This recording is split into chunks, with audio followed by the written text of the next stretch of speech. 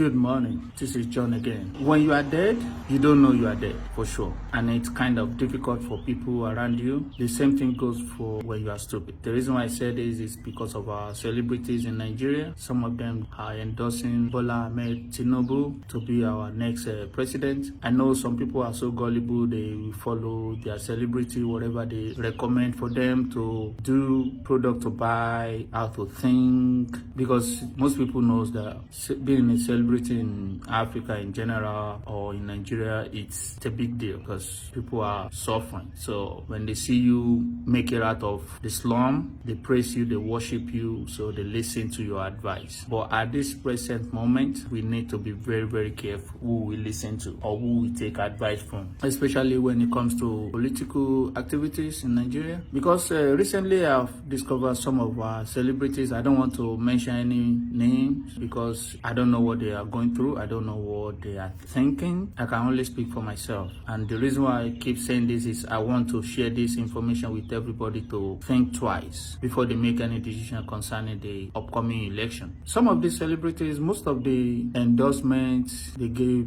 to Bola Ahmed Tinubu is basically personal. That's the way I say it. Personal, nothing, none of them tell any story that any hope story for any masses in Nigeria that the reason why they recommend Bola Ahmed Tinubu for the next president of Nigeria. Some of the points they are making is, oh yeah, when I was in trouble in so year, Tinubu came to my rescue. He helped me, he helped my family, he helped my business, he helped my career. It was the reason why I'm still in Lagos. Things like that. I'm just using that as an example. But if you go and look at their tweets, the online information they putting out there praising Tinubu, or go on televisions. Most of them, what they are talking about is what Tinubu has done for them personally. They are not talking about what Tinubu has done for the masses. What Tinubu has done to help the entire country. So I don't know how people see that, but where I'm coming from, it's kind of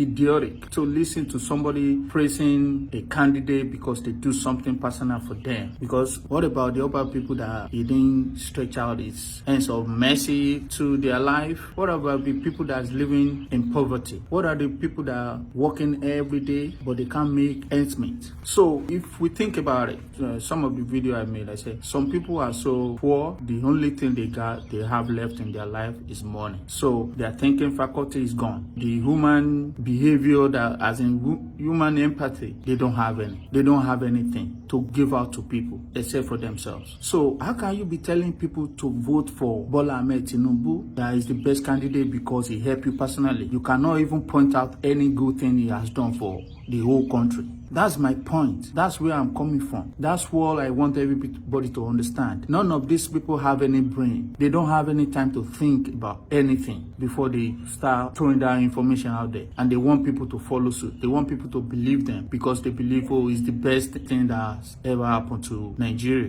which is a lie. Because some of them, they are struggling, even in their career. They were just looking for somebody to boost them up right now. So they believe if Tinubu get the position, they may get something out of it. They are not praising him, they are not endorsing him just because he's going to do something for the entire nation. They are praising him because he's going to do something personal for them. So they want him to know that, okay, well, I remember what you've done for me, so I'm using my platform to praise you. So when you get into that position, I'm going to get something out of it. So let's think twice. Let's be wise. This is, like I said, this is not about, oh yeah, people doesn't like somebody, it's because of this.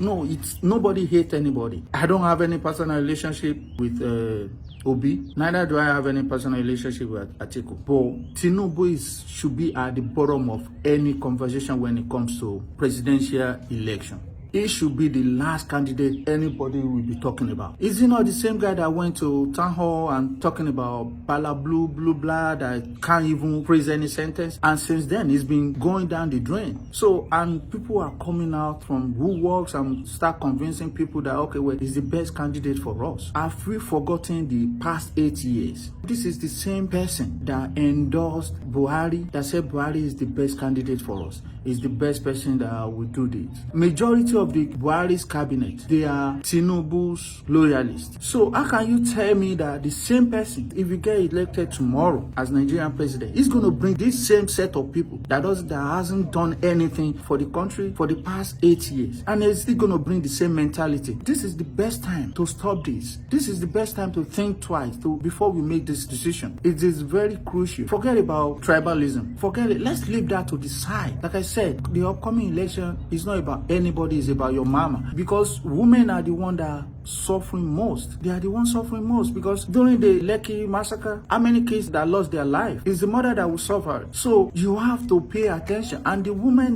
they are the vulnerable ones too, that they will go to in the market women, even the educated ones. They want to convince them, because when they get their bases right by convincing women, they know like they already get the vote. That's why they started the whole thing, the regular thing they always do by giving out food, giving out perishable items, something that people will eat and forget about it, something that you will use that's not going to last you, and you're going to trade your right to elect somebody, intellectual personality, to the position that we actually crucially need that person right now to be in power. We need Obi to be in power, because like I said, I'm not saying he's the best. I'm not saying he's going to get there in the next first 4 years going to be the best. No, according to his plan, according to what I see when he talks, he has a solid plan that whoever that follows him after he leaves the office, they can follow the same system, and we can gain the respect the country need, because we've lost everything. Nigeria has lost everything, and these people are not helping anybody but themselves. I keep saying it, we have to make the right choice. Tinubu is not the right choice. I will continue saying it. Tinubu is not the right choice. Last year, before they do their primary election, so many people are arguing with me. They're not going to elect Tinubu as the APC candidate. I say that's a lie, because the guy controlled the whole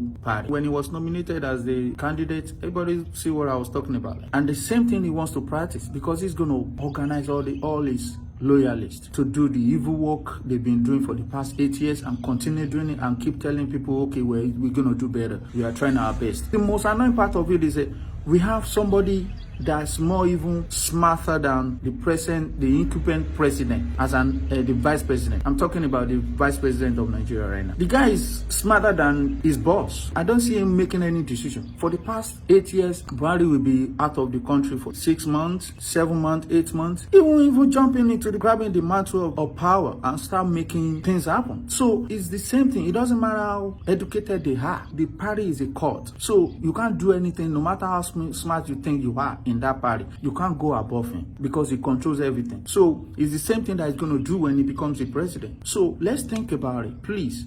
Let's make the right choice. There are so many scenarios I can bring out, but it's going to take our time. But let's make sure that we don't pay attention to any celebrity that doesn't have any credibility, that's telling us to vote for Tinubu because he has done something for their family personally. What about the rest of the Nigerian families? What about the people suffering? What about the people committing suicide every day? And you are telling me that he's the best candidate. Everything that they said this guy did in Lagos, he didn't do anything. He just take advantage of the Lagosians. He was still in power for the past 8 or 9 or 12 years now, controlling everything that is happening in that state. So is that the same candidate that we need? Is that the same person that we need in Aso Rock? No. Since Obi left his governorship position, he has never imposed anything on anybody politically. If they listen to him, he's going to tell them what to do. He doesn't force anybody to do anything. Go back 2-3 gubernatorial elections in Lagos and see how Tinubu dominated the whole thing. He doesn't give people freedom to choose for themselves. Tell them this is the best candidate for you and you vote for it. They don't even bother whether you vote or not, because they're going to rig the election anyway. So that's why I tell everybody,